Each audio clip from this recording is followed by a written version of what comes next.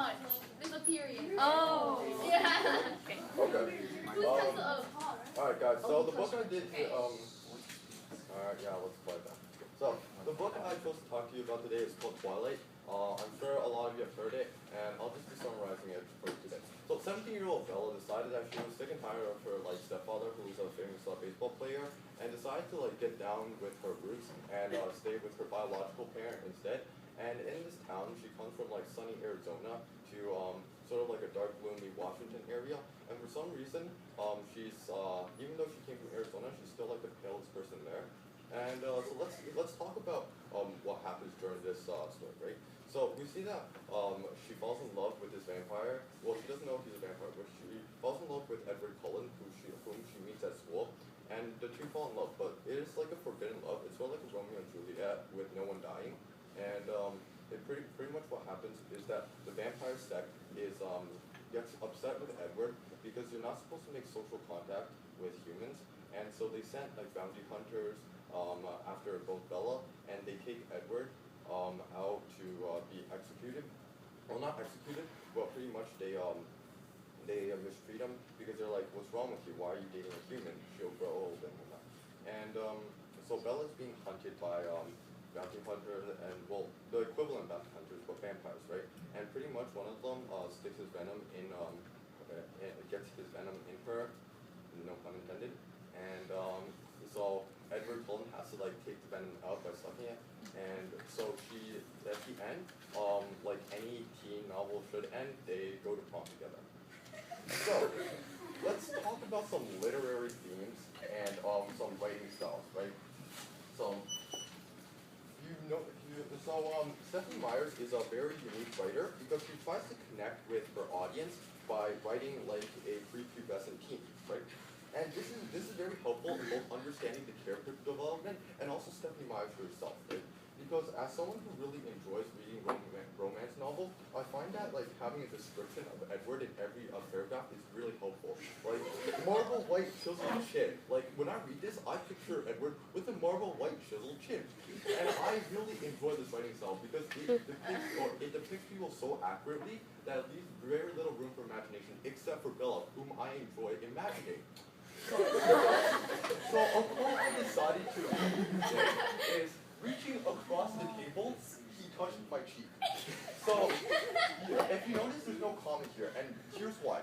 Stephanie Myers wants to show how strong the fast vampires are, that they can simultaneously reach across the table and touch your cheek at the same time. That is the power of vampires. That is what they are. So, not only is Edward Cullen a sparkly, magnificent being of vampireness, he also can do multitask at split seconds, right?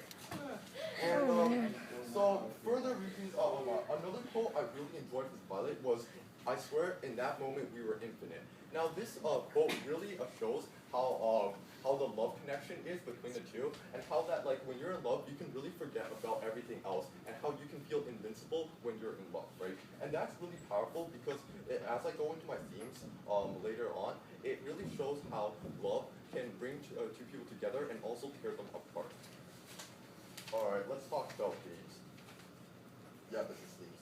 So the really obvious theme was love conquers all, right? And how if you're in love, anything can happen. You could pretend to die and have your spouse die as well, but you could also marry a vampire. These are the endless possibilities of love, and Twilight really brings to you these themes, right? And because it's such a self-explanatory theme, I feel like I'm actually going to talk to you about one that isn't that obvious, and that is my second theme, titled Acceptance and Integration. We see that racism plays a minor part in Twilight because the vampires are against humans making social contact with vampires, and humans are afraid of vampires because of misconceptions of said vampires, right? Because let's think about this. Vampires have all the great qualities that a great spouse should have. They're sparkly, they're fit, and they are immortal, right? And humans might not feel worthy, but Bella changes the whole atmosphere by dating a vampire and ultimately showing that no matter what race, gender, species you are, you have the right to love, and that right should not be taken away from you.